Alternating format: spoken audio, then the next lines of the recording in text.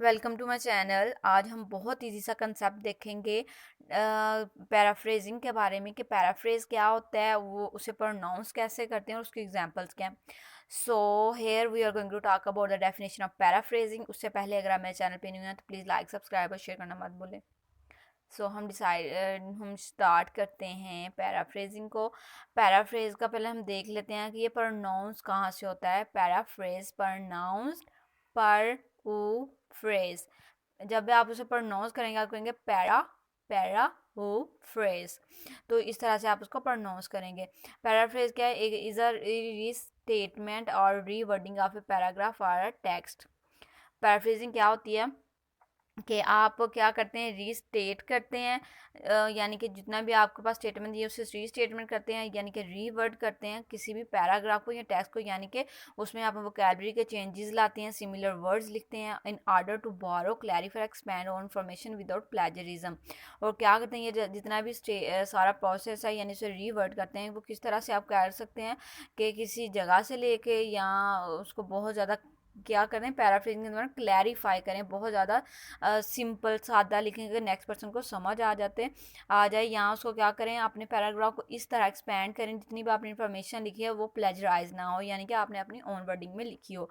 Paraphrasing क्या होता है? Simply any paragraph or text which we have to write in our own wording और reward करते हैं हम किसी भी पैराग्राफ को, उसे हम पैराफ्रेजिंग कहते हैं।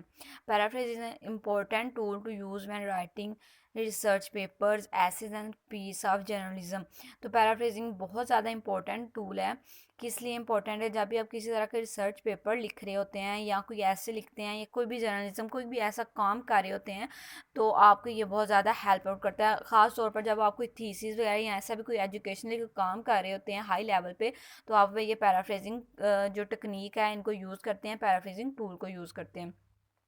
सिंपली आप कह रहे हैं कि बेस्ट पैराफ्रेजिंग जो हमारा मेथड है वो ये है कि आप क्या करें, उसमें वोकैबुलरी के वर्ड्स ऐड करें, वोकैबुलरी के वर्ड्स ऐड करके सेंटेंस को रीअरेंज करें, जिससे आपकी पैराफ्रेजिंग बहुत अच्छी हो जाएगी।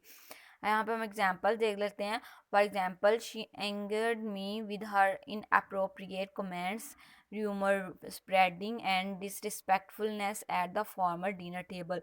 तो उसमें यहाँ पे उन्होंने ये हमारे पास एक सेंटेंस दिया गया है, उस जो कि हमने क्या किया, उसे पैराफ्रेज करके हम उसने स्मॉल कर दिया और उसमें क्या किया, वो वोकैबुलरी के वर्ड्स ऐड कर दिए हैं। She made me angry when she was rude at dinner. तो वो क्या कह रहे हैं कि वो उसने मुझे एंग्री गुस्सा दिला दिया जब वो डिनर के टाइम रूड हो गई थी।